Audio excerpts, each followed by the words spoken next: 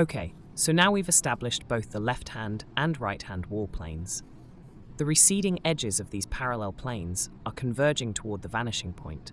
But here's the thing about interior architectural spaces.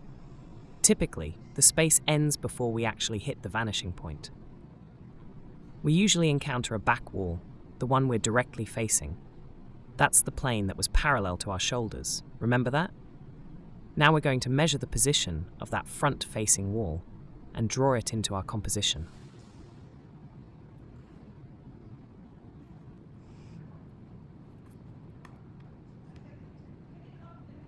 This part is easy.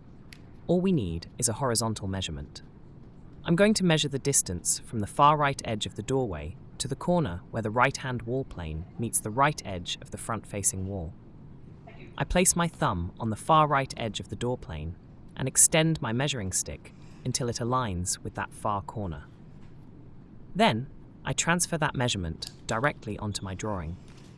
That single measurement is all I need to locate the other side of the hallway. From there, I draw horizontal edges across to meet the receding edge on the left-hand wall.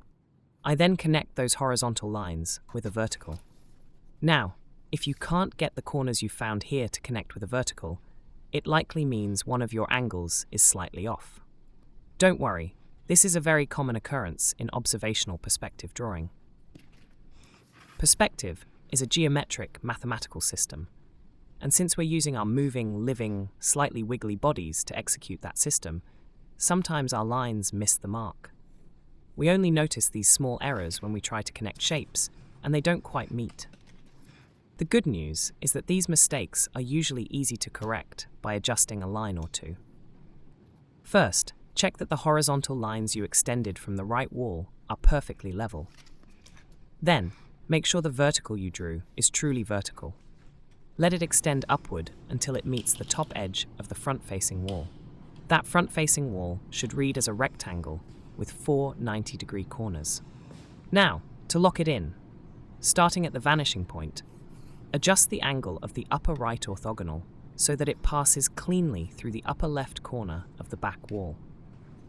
That should bring everything into alignment. To be even more specific, I'm going to take one more measurement to locate the opposite edge of the doorway.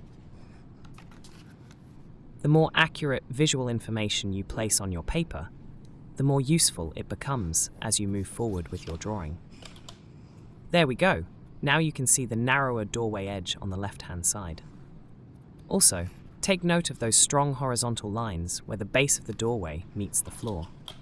They provide clear visual cues about the geometry of the space.